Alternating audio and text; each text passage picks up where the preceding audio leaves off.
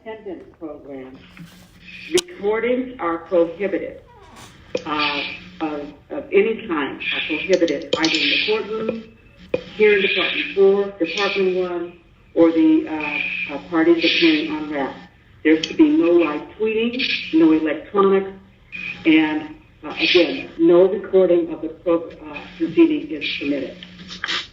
So next I'm going to get the appearance of the attorneys and the parties, and then I want to hear from Ms. Spears and Mr. Ingham and then the other parties. And then we'll discuss some housekeeping matters once we're done with that. And then there's an issue that I want to discuss with the parties before we conclude. So I'm going to get the appearance of counsel first, and then I'm going to get the appearance of the parties. So I'm going to start first with, and I'm just doing it in the order in which I have everybody here. So it's no particular order other than the order that's listed on the sheet that I have. Mr. Nelson, I got you on video. Yes, good afternoon, Your Honor. David Nelson of Loeb & Loeb, appearing as court-appointed co-counsel for Ms. Britney Spears. Thank you. And Ms. Weil, I've got you on video, I believe. You do, Your Honor. Good afternoon. Yes, and Mr. Pearson, I've got you on video, I believe, as well. Yes, Your Honor. Good afternoon. Ron Pearson of Loeb & Loeb, court-appointed counsel for Ms. Britney Spears. Thank you. And Mr. Ingham, I've got you on video this afternoon. Yes, good afternoon, Your Honor. Samuel Ingham, court-appointed counsel for Britney Jean Spears. Thank you. And Ms. Wright, I've got you on video. Yes, good afternoon. Lori Ann Wright, Wright Kim Douglas. I'm the attorney for Jody Montgomery, who serves as the temporary conservator of the person.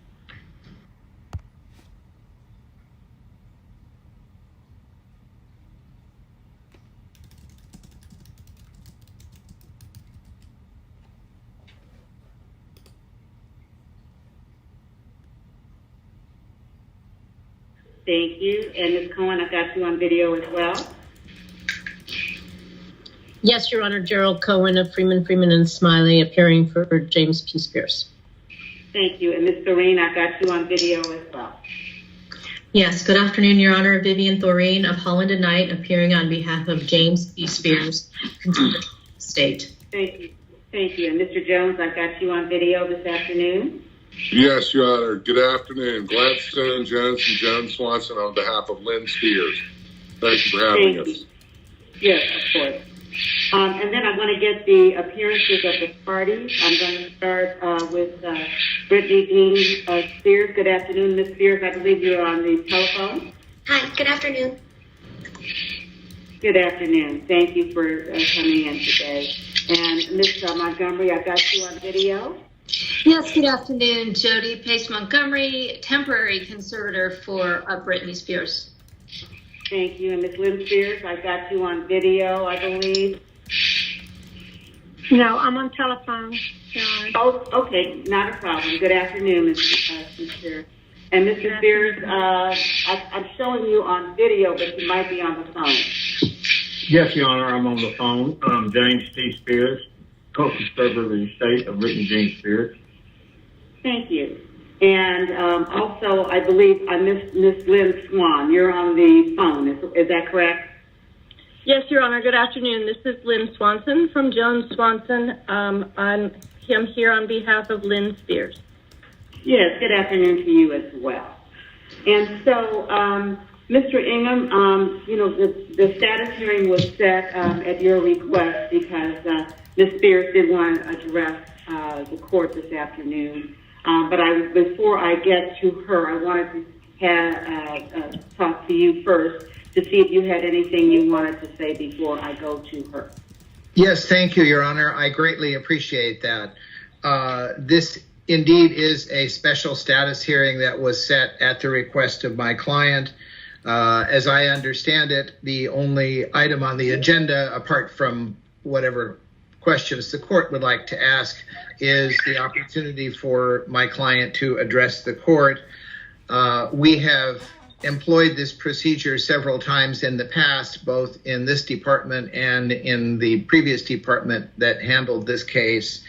And essentially, my client, at any time that she wants to address the court will make itself available and set a status hearing such as this one. This is the ground rules here, I believe, are very simple.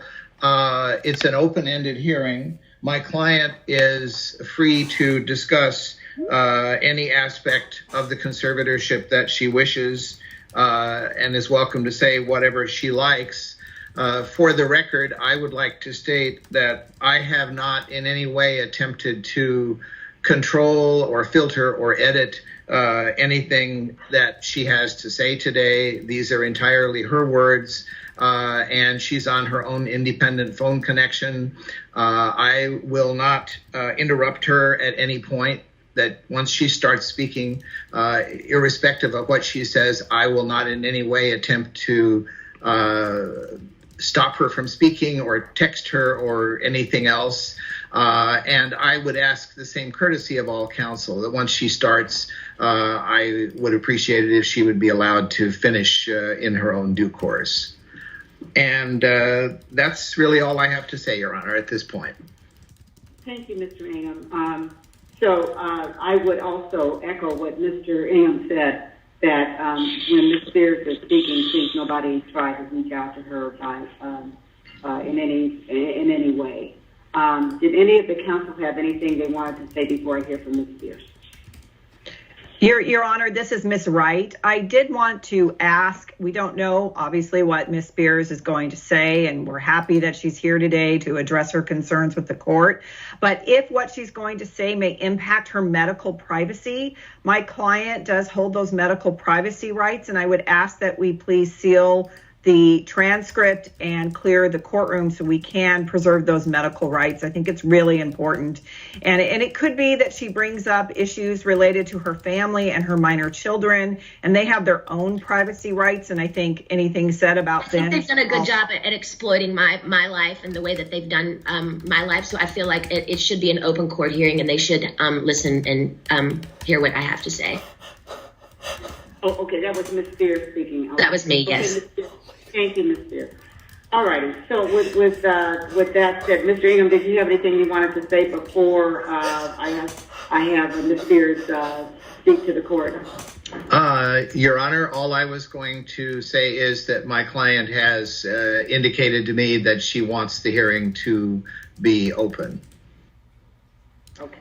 All right.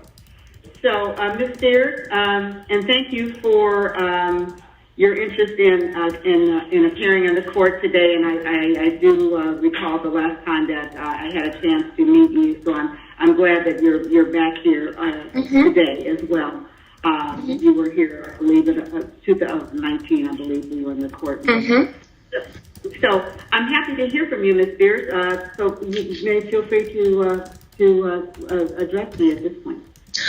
Okay, well, I just got a new phone, so bear with me.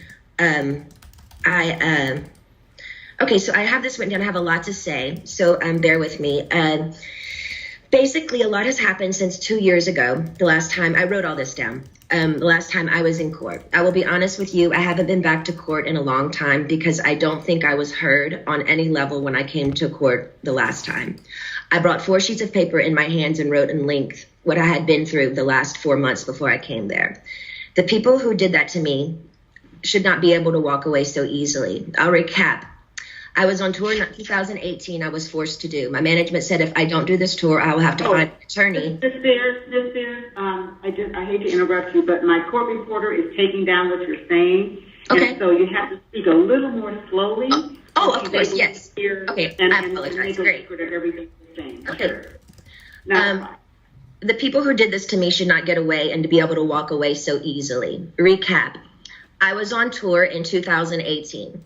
I was forced to do. My management said if I don't do this tour, I will have to find an attorney, and by contract, my own management could sue me if I didn't follow through with the tour.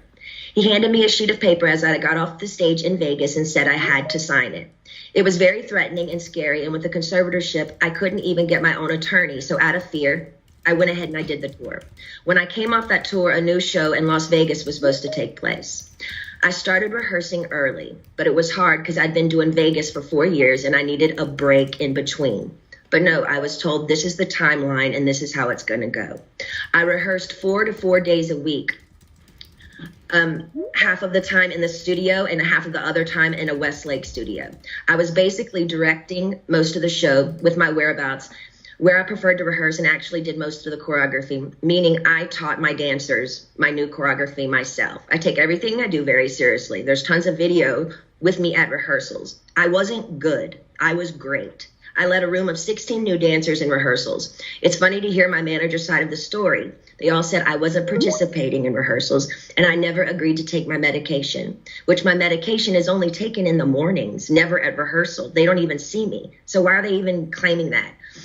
When I said no to one dance move into rehearsals, it was as if I planted a huge bomb somewhere. And I said, no, I don't want to do it this way. After that, my management and my dancers and my assistant of the new people that were supposed to do the new show all went into a room, shut the door, and didn't come out for at least 45 minutes. Ma'am, I'm not here to be anyone's slave. I can say no to a dance move. I was told by my, at the time, therapist, Dr. Benson, who died, that my manager called him in that moment and told him I wasn't cooperating or following the guidelines in rehearsals. And he also said I wasn't taking my medication, which is so dumb because I've had the same lady every morning for the past 8 years give me my same medication, and I'm nowhere near these stupid people. It made no sense at all. There was a week period where they were nice to me and they said, I don't want to do, and I told them I don't want to do the, they were nice to me. They said, if I don't want to do the new Vegas show, I don't have to, because I was getting really nervous. I said, I can wait. It was like, they told me I could wait. It was like lifting literally 200 pounds off of me when they said I don't have to do the show anymore, because I was really, really hard on myself and it was too much. I couldn't take it anymore. So I remember telling my assistant, but you know what? I feel weird if I say no. I feel like they're going to come back and be mean to me or punish me or something.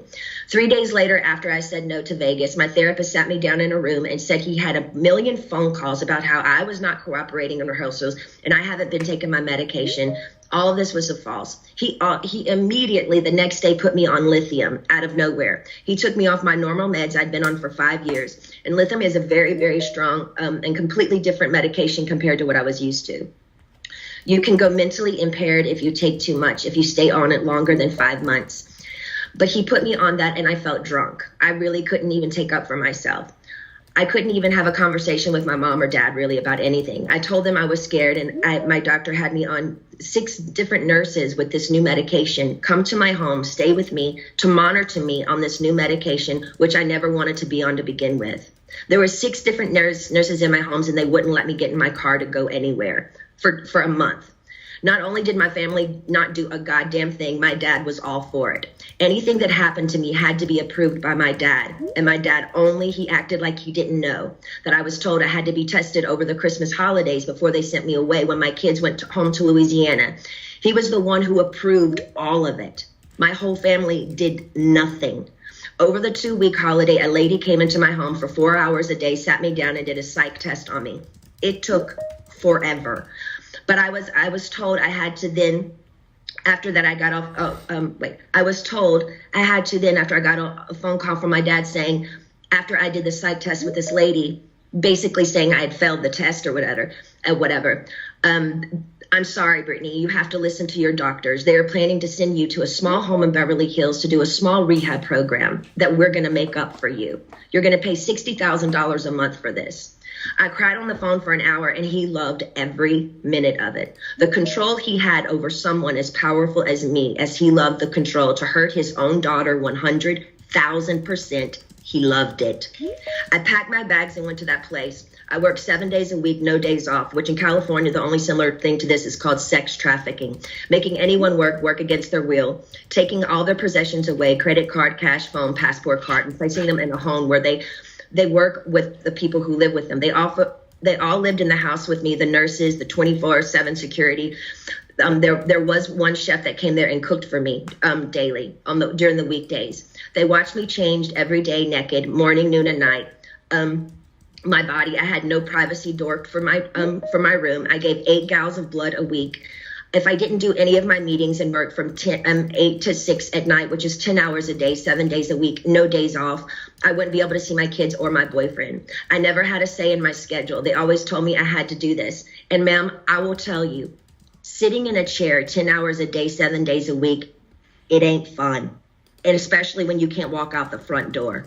And that's why I'm telling you this again 2 years later. After I've lied and told the whole world I'm okay and I'm happy, it's a lie. I thought I said that enough. Maybe I might become happy because I've been in denial. I've been in shock. I am traumatized. You know, fake it till you make it. But now I'm telling you the truth, okay? I'm not happy. I can't sleep. I'm so angry, it's insane, and I'm depressed. I cry every day, and the reason I'm telling you this is because I don't think how the state of California can have all this written in the court documents from the time I showed up and do absolutely nothing, just hire with my money another person to keep my dad on board. Ma'am, my dad and anyone involved in this conservatorship and my management who played a huge role in punishing at me when I said, no, ma'am, they should be in jail. Their cool tactics working for Miley Cyrus as she smokes on joints and stage at the VMAs. Nothing is ever done to this generation for doing wrong things. But my precious body, who's worked for my dad for the past fucking 13 years, trying to be so good and pretty, so perfect when he works for me so hard, when I do everything I'm told in the state of California, allowed my ignorant father to take his own daughter, who only has a role with me if I work with him. They set back the whole course and allowed him to do that to me. That's given these people I've worked for way too much control. They also threatened me and said if I don't go, then I have to go to court. And it will be more embarrassing me if the judge publicly makes you go the evidence we have. You have to go. I was advised for my image, I need to go ahead and just go and get it over with. They said that to me. I don't even drink alcohol. I should drink alcohol, considering what they put my heart through. Also, the Bridges facility they sent me to, none of the kids, I was doing this program for 4 months. So the last 2 months I went to a Bridges facility. None of the kids there did the program. They never showed up for any of them. You didn't have to do anything if you didn't want to. How come they always made me go? How come I was always threatened by my dad and anybody that participated in this conservatorship? If I don't do this, what they tell me to enslave me to do, they're going to punish me. The last time I spoke to you by just keeping the conservatorship going and also keeping my dad in the loop made me feel like I was dead, like I didn't matter, like nothing had been done to me, like you thought I was lying or something. I'm telling you again because I'm not lying. I want to feel heard, and I'm telling you this again so maybe you can understand the depth and the degree and the damage that they did to me back then. I want changes, and I want changes going forward. I deserve changes. I was told I have to sit down and be evaluated again if I want to end the conservatorship. Ma'am, I didn't know I could petition the conservatorship to end it. I'm sorry for my ignorance, but I honestly didn't know that. But honestly, I don't think I owe anyone to be evaluated. I've done more than enough. I don't feel like I should even be in a room with anyone to offend me by trying to question my capacity of intelligence, whether I need to be in this stupid conservatorship or not. I've done more than enough.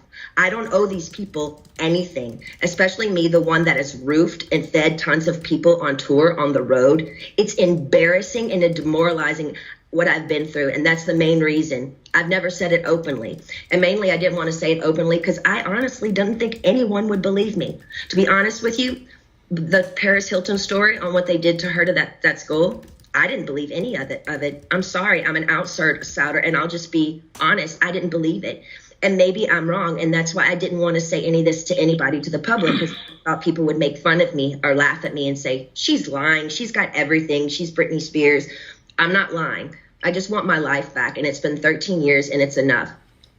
It's been a long time since I've owned my money, and it's my wish and my dream for all of this to end without being tested. Again, it makes no sense whatsoever for the state of California to sit back and literally watch me with their own 2 eyes make a living for so many people and pay so many people trucks and buses on tour on the road with me and be told I'm not good enough. But I'm great at what I do, and I allow these people to control what I do, ma'am, and it's enough. It makes no sense at all. Now, going forward, I'm not willing to meet or see anyone I've met with enough people against my will. I'm done. All I want is to own my money for this to end and my boyfriend to drive me in his fucking car. And I would honestly like to sue my family, to be totally honest with you. I also would like to be able to share my story with the world and what they did to me, instead of it being a hush-hush secret to benefit all of them. I want to be able to be heard on what they did to me. By making me keep this in for so long is not good for my heart. I've been so angry and I cry every day. It concerns me. I'm told I'm not allowed to expose the people who did this to me. For my sanity, I need you, to the judge, to approve me, do an interview where I can be heard on what they did to me. And actually, I have the right to use my voice and take up for myself. My attorney says I can't, it's not good. I can't let the public know anything they did to me. And by not saying anything is saying it's okay. I don't know what I said here. It's not okay. Actually, I don't want to interview. I'd much rather just have an open call to you for the press to hear, which I didn't know today we're doing. So thank you. Instead of having an interview, honestly, I need that to get it off my heart, the anger and all of it that's been happening. It's not fair they're telling me lies about me openly. Even my family, they do interviews to anyone they want on news stations. My own family doing interviews and talking about the situation and making me feel so stupid. And I can't say one thing. And my own people say I can't say anything. It's been 2 years. I want a recorded call to you. Actually, we're doing this now, which I didn't know that we were doing this. To the public who knows what they did to me. I told I know my lawyer, Sam, has been very scared for me to go forward because he's saying if I speak up, I'm being overworked in that facility, of that rehab place, the rehab place will sue me. He told me I should keep it to myself, really. I would personally like to. Actually, I know I've had grown with a personal relationship with Sam, my lawyer. I've been talking to him like 3 times a week now. We've kind of built a relationship, but I haven't really had the opportunity by my own self to actually handpick my own lawyer by myself. And I would like to be able to do that. I would like to also... the main reason why I'm here is because I want to end the conservatorship without having to be evaluated. I've done a lot of research, ma'am, and there's a lot of judges who do end conservatorships for people without them having to be evaluated all the time. The only times they don't is if a concerned family member says something's wrong with this person and otherwise. And considering my family has lived off my conservatorship for 13 years, I won't be surprised if one of them has something to say and go forward and say, we don't think this should end. We have to help her, especially if I get my fair served in turning, exposing what they did to me. Also, I want to speak to you about, at the moment, my obligations, which I personally don't think at the very moment I owe anybody anything. I have 3 meetings a week I have to attend no matter what. I just don't like feeling like I work for the people whom I pay. I don't like being told I have to no matter what, even if I'm sick. Jody, the conservator, says I have to see my coach Ken even when I'm sick. I would like to do 1 meeting a week with a therapist. I've never, even before they sent me to that place, had 2 therapy sessions. A therapy session and 1 therapy session with I have a doctor and then a therapy person. What I've been forced to do illegal in my life, I shouldn't be told I have to be available 3 times a week to these people I don't know. I'm talking to you today because I feel, again, yes, even Jody is starting to kind of take it too far with me. They have me going to therapy twice a week and a psychiatrist. I've never in the past they had me going, twice a week and Dr. Gold, so that's 3 times a week. I've never in the past had to see a therapist more than once a week. It takes too much out of me going to this man I don't know. Number 1, I'm scared of people. I don't trust people with what I've been through. And the clever setup of being in Westlake, one of the most exposed places in Westlake, which yesterday, paparazzi showed me coming out of the place literally crying in therapy. It's embarrassing and it's demoralizing. I deserve privacy when I go. I deserve privacy when I go and have therapy, either at my home, like I've done for 8 years. They've always come to my home.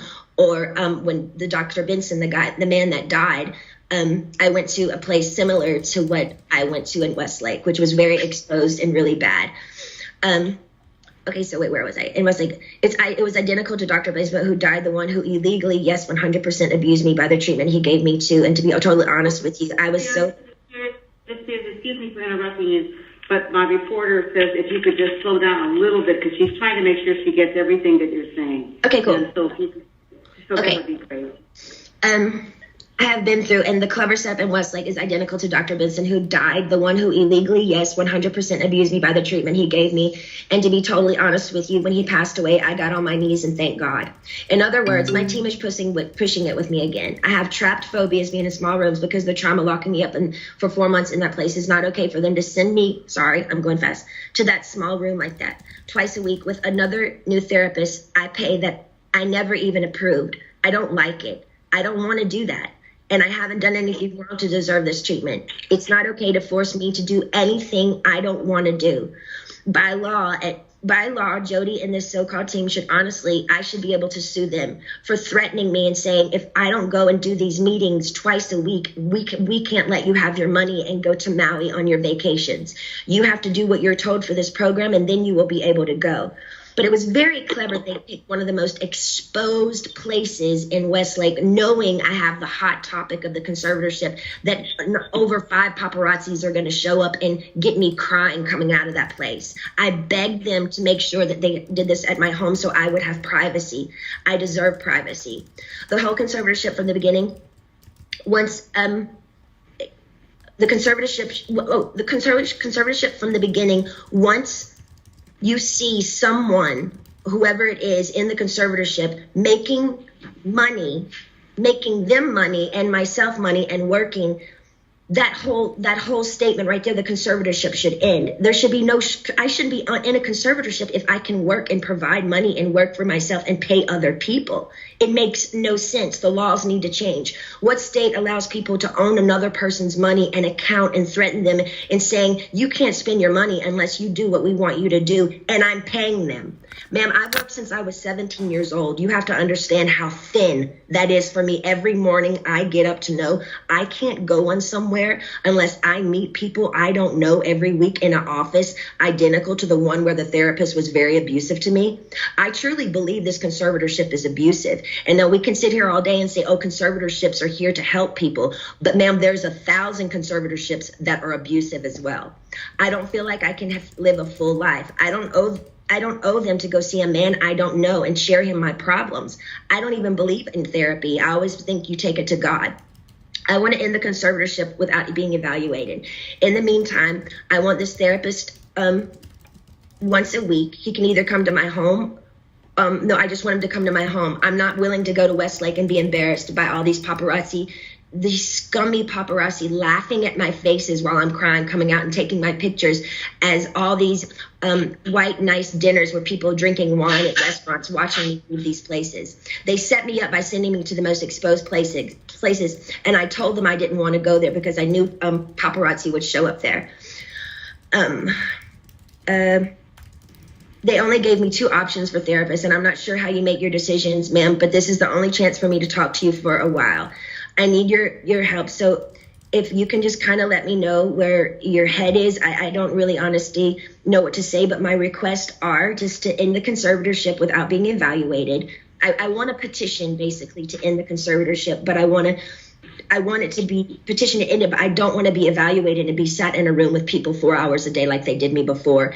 And they made it even worse for me after that happened. So I'm honestly new at this, and I'm doing research on all these things. I do know common sense and the method that things can end. For people, it has ended without them being evaluated. So I just want you to take that in consideration. I've also done research. Also took a year during COVID to get me any self-care methods during COVID. She said there were no services available. She's lying, ma'am. My mom went to the spa twice in Louisiana during COVID. For a year, I didn't have my nails done, no hairstyling and no massages, no acupuncture, nothing for a year. I saw the maids in my home each week with their nails done different each time. She made me feel like my dad does, very similar, her behavior and my dad, but just a different dynamic. Team wants me to work and stay home instead of having longer vacations. They are used to me sort of doing a weekly routine for them, and I'm over it. I don't feel like I owe them anything at this point. They need to be reminded they actually work for me. They tricked me by sending me to the, okay, I repeated myself there.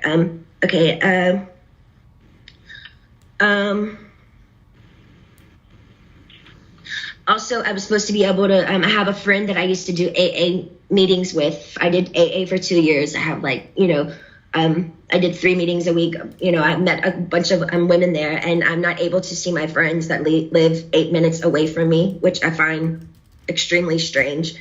I feel like they're making me feel like I live in a rehab program. This is my home. I'd like for my boyfriend to be able to drive me in his car.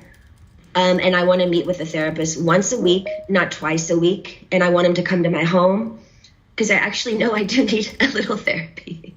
I was told, hold on.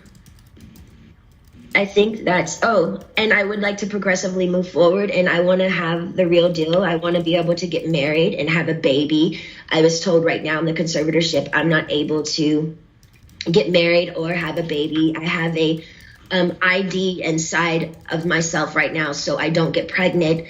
I wanted to take the ID out so I could start trying to have another baby, but this so-called team won't let me go to the doctor to take it out because they don't want me to have any more children. So basically, this conservatorship is doing me way more harm than good. I deserve to have a life. I've worked my whole life. I deserve to have a 2 to 3 year break and just, do what I want to do. But I do feel like there is a crunch here, and I feel like I feel open and I'm okay to talk to you today about it. But I wish I could stay with you on the phone forever, because when I get off the phone with you, all of a sudden, I hear all these no's. No. And then all of a sudden I feel ganged up on, and I feel bullied, and I feel left out and alone. And I'm tired of feeling alone. I deserve to have the same rights as anybody does by having a child, a family, any of those things, and more so. And that's all I wanted to say to you. And thank you so much for letting me speak to you today.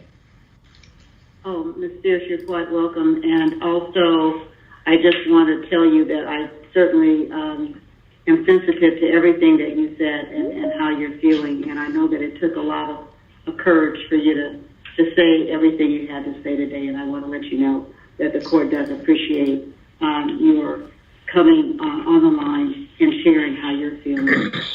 Okay, well, thank you so much for, giving me this opportunity. Thank you. You're certainly welcome. Mr. Ingham, you know that there are methods to get conservatorship terminated. If that's something that you're looking at doing, you can certainly file a petition for the court to consider that. Your Honor, it's difficult for me to respond to that issue without reaching attorney-client privilege, and so therefore I won't even try to touch on that issue. I am concerned about several of the issues that my client has raised here, and I think that the other family members and fiduciaries here will doubtless want to weigh in some fashion. If my client directs me to file a petition to terminate, I'm happy to do that. So far, she has not done that. That's the most that I will say about that issue. With regard to the issue of private counsel or replacing me as her counsel, I am happy to take guidance from the court as to how you would like to set that issue up and how you would like to deal with it. So I will not make any comment other than the fact that I serve at the pleasure of the court, and if the court decides that I should be replaced by someone else, then that's fine with me, however the court wants to handle that. And I suspect that Ms. Montgomery or her counsel will want to respond on the medical side, but from my point of view, in a procedural sense, I think it's obvious to me that we have a disagreement between my client and the conservator of her person, temporary conservator of her person, as to her current care plan. And so it seems to me that the simple way to resolve that issue is to have the conservator of the person file a proposed care plan, set it for hearing, and have my client have a chance to address it and deal with it. it seems like we're past the point that it can be negotiated between the two of them. So I believe that that's about all I would want to say at this point, and would defer to other counsel to respond to their perspective. Mr. Ingham, thank you. And I certainly don't want you to get into the attorney-client discussions, obviously, between you and Ms. Spears. You actually foreshadowed something that I made a note to myself about the issue about that Ms. Spears raised about the treatment. And I was going to ask Ms. Wright and Ms. Montgomery, and I think certainly following that care plan and having it set for hearing or something would be appropriate. But I was actually going to tell them to look into that, because obviously it's something that's causing a concern, and we don't want to do anything that's going to be the reverse of what's trying to be accomplished. But Ms. Wright, I'm happy to hear from you at this point. I think you're muted, Ms. Wright. You're muted. There we go. Thank you, Your Honor. This is Ms. Wright. We certainly do have a different perspective on many of the issues and facts raised by Ms. Spears, but I don't think today is the appropriate forum to air those out. I do love this idea of a care plan. We are more than happy to put one together. My client works with the medical team of very highly qualified and vetted medical professionals. Any decision she makes is with their input and their recommendations. And so we certainly have those ready. We can put them into a care plan. My only concern is, as we go into these in more detail, I am very concerned with Ms. Spears' medical privacy. And I don't think the details of her care plan and the progress she's been making and her conditions should be in the public forum. So I would just ask that when we file the care plan, we obviously will provide it to everyone who is a party on this case. But I think it should be sealed from the public. I don't think this is the best way to vet out a conservatee's mental health issues and her care plan. It's just not the way to do it. I think we should do it under seal. And that would be my request for that care plan. Happy to file it and happy to have a hearing on it. Well, if you want to file a motion prior to the hearing on that certainly is your right to do that. Sure, we'll just have to talk about timing to accommodate that motion and then the filing of the care plan. Sure.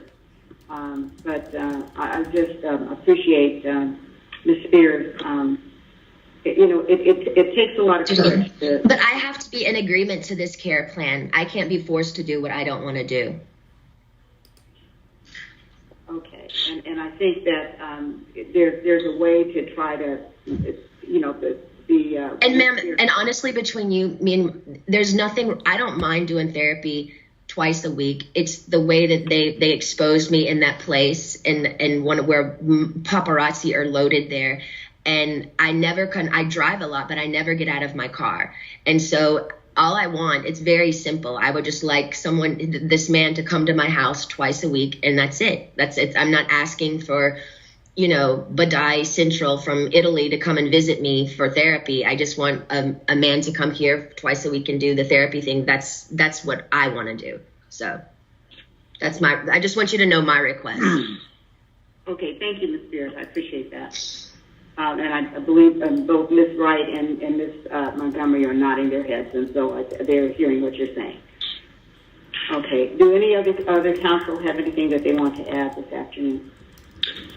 Your Honor, I do. It's Glad Jones on behalf of Ms. Lynn Spears. Go ahead, please, sir. Thank you, Your Honor. Thank you for having us. Your Honor, I first want to say that obviously that was very courageous of the conservatee, Ms. Spears. And her mother has great concern about this. But one thing I want to raise with the court, that I want to make sure that we don't leave this hearing today and forget about what Ms. Spears said, is that when she was there in May of 2019, she doesn't feel like she was heard. And it feels incumbent upon me to ask the court that we make sure that today Ms. Spears is heard. And to that end, one of the things that she said that is going to very much dictate what happens here, and this is no slight against any counsel in this case.